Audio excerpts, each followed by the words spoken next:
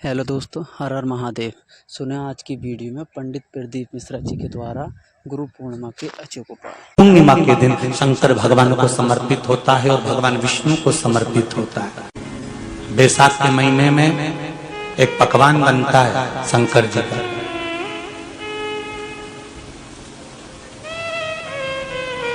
शिव जी के हाथ में त्रिशूल है, शिव जी के 3 नेत्र हैं, बेलपत्री में भी 3 बोलते जाओ पत्ती है।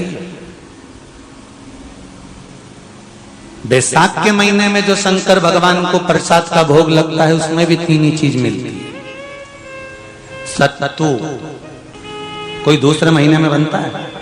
जम के तो बोलो नहीं। कब बनता है? यही बैसाख के महीने में। चने की दाल, गेहूं और जौ, इन तीनों को गलाकर सेक कर जो सत्तू तैयार होता है, इसी बैसाख के महीने में परशुराम जयंती के दिन या अमावस्या के दिन या पूर्णिमा के दिन शंकर भगवान को समर्पित होता है और भगवान विष्णु को समर्पित होता है। दुनिया के लोग कहते क्या होता है सत्तू से? सास अपनी बहू से कहती है बेटा सत्तू बना ले, थोड़ा सा सत्तू बाजार से ले आना, 10 रुपए का खरीद कर ले आना। आज सत्तू, आज अपन पूजन करेंगे सत्तू की, अक्षय तृतीया है, थोड़ा सा पूज देंगे, थोड़ा सा भगवान को भोग लगा देंगे, सत्तू का लड्डू बना लेंगे। बोलो री जी, सही है कि गलत है? बाजार में भी सत्तू मिलता है तो बच्चे कहते हैं, बहुएं कहती हैं कौन खाएगा, काय को ला रहे हो? सत्तू का क्या काम है? और शिव महापुराण की कथा कहती है, स्कंद पुराण की कथा कहती है, जिस समय पर बैसाख के महीने की सुंदर अमावस्या का दिन था, उस दिन माता पार्वती शंकर भगवान के लिए जब पकवान बनाने के लिए बैठी, कुछ नहीं मिला, तब माता पार्वती ने 3 अनाज को लिया, एक चना, दूसरा गेहूं और तीसरा जो। इन तीनों को भींग रहे थे उसको लेकर आए गंगा जी में से, उसको सेक कर माता ने अंगीठी पर और उसका जो सत्तू बनाकर शिव को दिया। शंकर भगवान ने कह दिया, सुन पार्वती, ये सत्तू नहीं, ये मेरी औषधि है। बैसाख के महीने में जो खाएगा वो जिंदगी भर रोएगा नहीं, शरीर से स्वस्थ। अब उसको लोगों ने हंसी खेल में ले लिया, सत्तू का क्या काम, मम्मी हम नहीं खाएंगे, बड़ा बुरा। शिव जी का एक एक चीज बैसाख के महीने में पियो बेल। बेल मतलब समझ गए? बेल का रस। बैसाख के महीने में पियो बेल और शरीर को रखो ऑलिव बेल। शरीर बेकार नहीं होगा, शरीर बेकार नहीं हो सकता। अब शिव आराधना तो करो। हाँ, जिंदगी की मोड़ पर शंकर परीक्षा बहुत लेते हैं, बहुत परीक्षा। एक सुंदर संवाद आता है स्कंद पुराण, शायद आप लोगों ने सुना होगा। सुना हो तो भी सुन लो, नहीं सुना हो तो भी सुन लो। कांती नगर में राजा श्रीयाजी रहते थे। उनकी धर्मपत्नी का नाम था चांगुणा। क्या नाम है उनका? चांगुणा। चांगुणा शिव भक्ति में लीन रहती थी।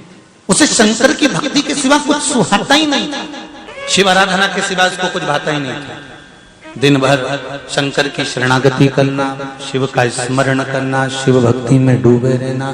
शंभो शंकर कह रहे, माँ उमा से, माँ पार्वती से मेरा महेश कह रहा है, मेरा बाबा भोलेनाथ, मेरा बाबा विश्वनाथ, मेरा त्रिकालदर्शी कैलाशी अविनाशी कह रहा है कि हे पार्वती,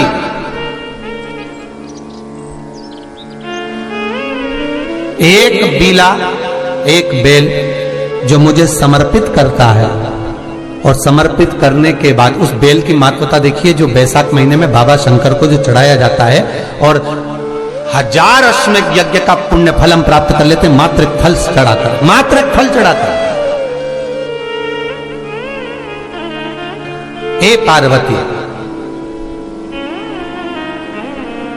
संसार का मनुष्य जब मुझे वो बेलपत्र समर्पित कर, वो बेल का फल समर्पित करता है, पार्वती वो फल जो मुझे चढ़ता है, फिर मैं भले नर्मदा के जल से निकला हुआ कंकर शंकर क्यों ना हूं, फिर चाहे मैं गंगा के जल से निकला हुआ कंकर शंकर क्यों ना हूं, चाहे फिर मैं यमुना के जल से निकला हुआ कंकर शंकर क्यों ना हूं, चाहे मैं सरयू के जल से निकला हुआ कंकर शंकर क्यों ना हूं, चाहे मंदाकिनी के जल से निकला हुआ कंकर शंकर क्यों ना हूं, ए पार्वती फिर जो भी शिवलिंग पर वो बेल समर्पित होता है वो बेल उठाकर जीव अपने कार्य में ले सकता है। ये मां उमा से कह रहा है। तो उस बेल की महत्वता जानेंगे। अब अपन उस बेल को जानने के लिए वापिस स्कंद पुराण में चले तो स्कंद पुराण में लिखा हुआ है कि जो बेल बैसाख के महीने में शंकर को चढ़ाया जाता है वो बेल का फल उठाकर रख लिया जाता है। बैसाख के महीने में उस चढ़े हुए, बाकी का आपको बेल का फल खाना हो तो बात दूसरी, पर चढ़ा हुआ जो बेल का फल है वो पूरा बैसाख नहीं खाना। बैसाख के बाद में अगला जो महीना आए उस महीने के अंदर उस फल के अंदर का गुर्दा निकालकर उसको सुखा लीजिए और सुखाकर जिस व्यक्ति को पथरी की बीमारी हो और जिस व्यक्ति को पेट में बहुत भोजन पचता ही नहीं है, पूरा शरीर पाचन क्रिया बेकार हो गई, उस व्यक्ति को केवल 7 दिन तक शंकर पर चढ़ा हुआ वो बेलपत्र प्रदान कर दीजिए। पथरी भी बाहर और पाचन क्रिया भी ठीक, जिंदगी भर तकलीफ नहीं। उस बैसाख में उस फल की इतनी महत्वता बाबा भोलेनाथ स्कंद पुराण, लिंग पुराण, नर्मदा पुराण, पद्म पुराण के अंतर्गत, शिव महापुराण के अंतर्गत वर्णन कर उसकी महत्वता है। वो बेल का फल साधारण नहीं हो सकता। अब मंदार का जो पुष्प होता है, आंकड़े का जो फूल होता है, एक सफेद कलर का भी होता है और एक गुलाबी कलर का भी होता है। देखा है आप लोगों ने? बोलो, जम के बोलो, देखा है ना? गुलाबी कलर का जो पुष्प होता है वो आप मंदार का, आंकड़े का जो गुलाबी कलर का पुष्प होता है आप टीवी पे देख रहे होंगे, एक सफेद देख रहे होंगे, एक मंदार का गुलाबी फूल, नीला कलर का फूल देख रहे होंगे। जो नीला कलर का जो पुष्प होता है, गुलाबी कलर का जो आंकड़े का फूल होता है, प्रयास करना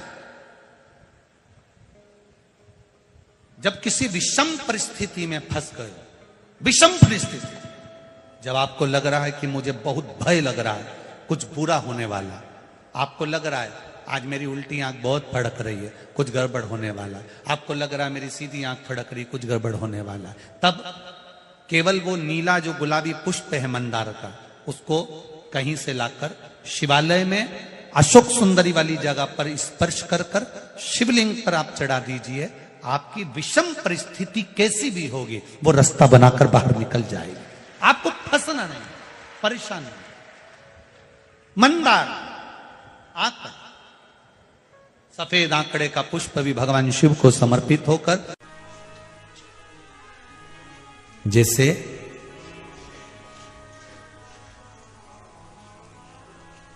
बेले के फल का गुर्दा, बेल का जो फल होता है, बेलपत्री का फल, उसका जैसे गुर्दा, उसके अंदर का जो भाग होता है बेल का, वो गुर्दा,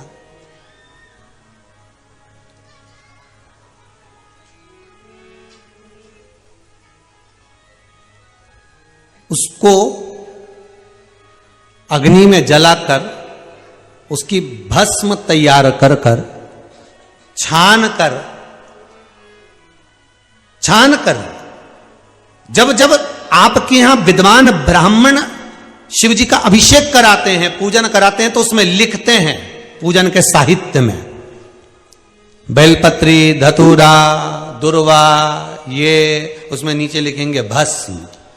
लिखते कि नहीं लिखते? लिखते हैं ना, भस्म अभिषेक में चाहिए रहती है। तब उस भस्म का थोड़ा सा भी भाग आप अगर शिव को समर्पित कर रहे हो तो ये जान लें कि शंकर मनवांछित फल प्रदान कर रहे हैं, शिव फल प्रदान कर रहे हैं।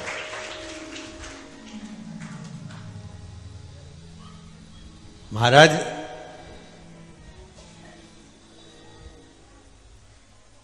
बेलपत्री के वृक्ष के नीचे बैठकर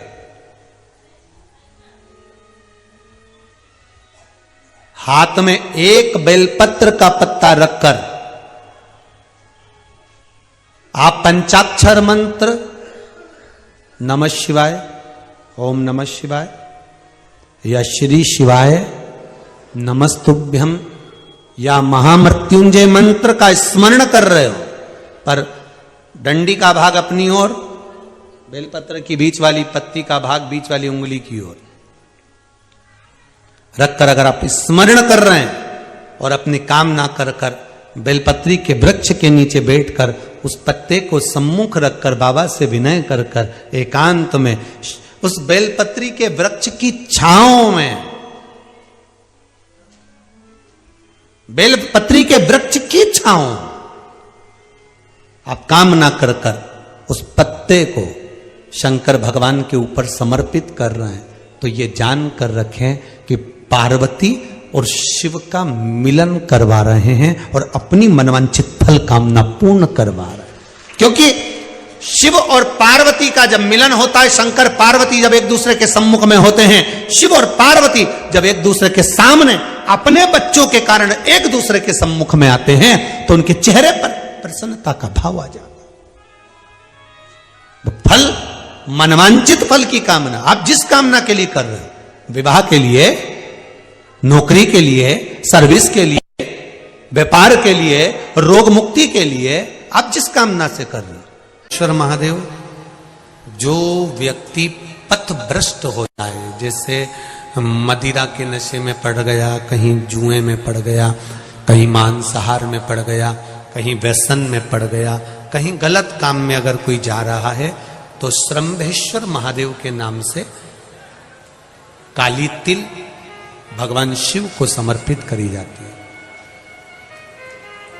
महाराज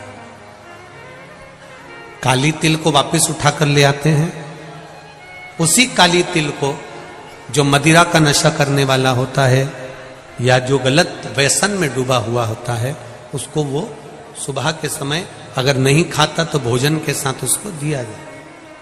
श्रंभेश्वर महादेव,